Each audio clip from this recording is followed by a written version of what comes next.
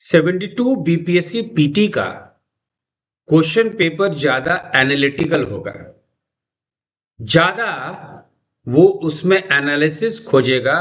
यदि आप कंपेयर करते हैं 71 बीपीएससी से या 69 बीपीएससी से, इसको एक उदाहरण के तहत समझिए।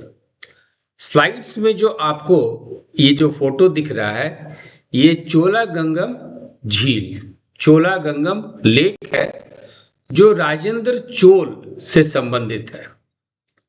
हिंदू अखबार में एक आर्टिकल आया था कि तमिलनाडु के अरियालूर जिले में बृहदेश्वर मंदिर है और यहाँ पे चोलागंगम नामक एक तालाब है जो वर्तमान में 17 किलोमीटर में फैला हुआ है, लेकिन कभी ये 16 मील में फैला हुआ था, मतलब ये संकुचित हो रहा है।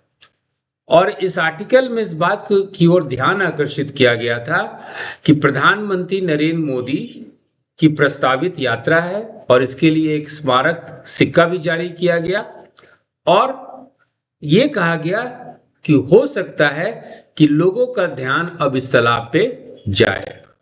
ठीक इसके बाद हम लोगों को न्यूज में मिलता है कि Tamil Nadu government has launched 19.25 crore project. क्यों?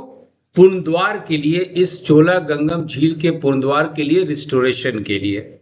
कोई कहा जा रहा था कि राजेंद्र चोल का 23 जुलाई 2025 में उनका बर्थ एनिवर्सरी है, तो इस समय ये चोलागंगम झील आपके न्यूज में है। और आपका 71 बीपीएससी पीटी में आप देखेंगे कि मैच द फॉलोइंग में ये चोलागंगम लेक, चोलागंगम झील जो ये क्वेश्चन है, आमतौर पे हम लोग ये समझेंगे कि हिस्ट्री का क्वेश्चन है, लेकिन ये क्वेश्चन इसलिए पूछा गया क्योंकि ये जो झील है वो आपके न्यूज में था।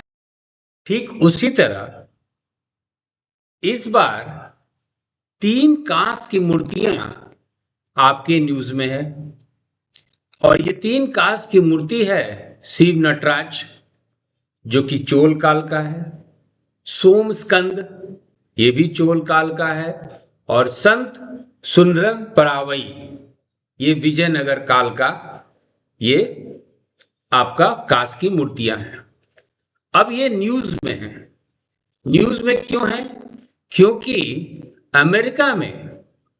अमेरिका के Smithsonian national museum of Asian art में ये 3 कांस की मूर्तियां हैं और भारत सरकार इसको साबित कर दी कि भारत से ये मूर्तियां हटाई गई है और अमेरिका इस बात को मान गई और ये मूर्ति जो है वापस भारत को लौटाया जा रहा है। तो ये क्वेश्चन एक संभावित क्वेश्चन बनता है आपके 72वीं बीपीएससी पीटी में, और ये करंट अफेयर्स का पार्ट है, ना कि हिस्ट्री।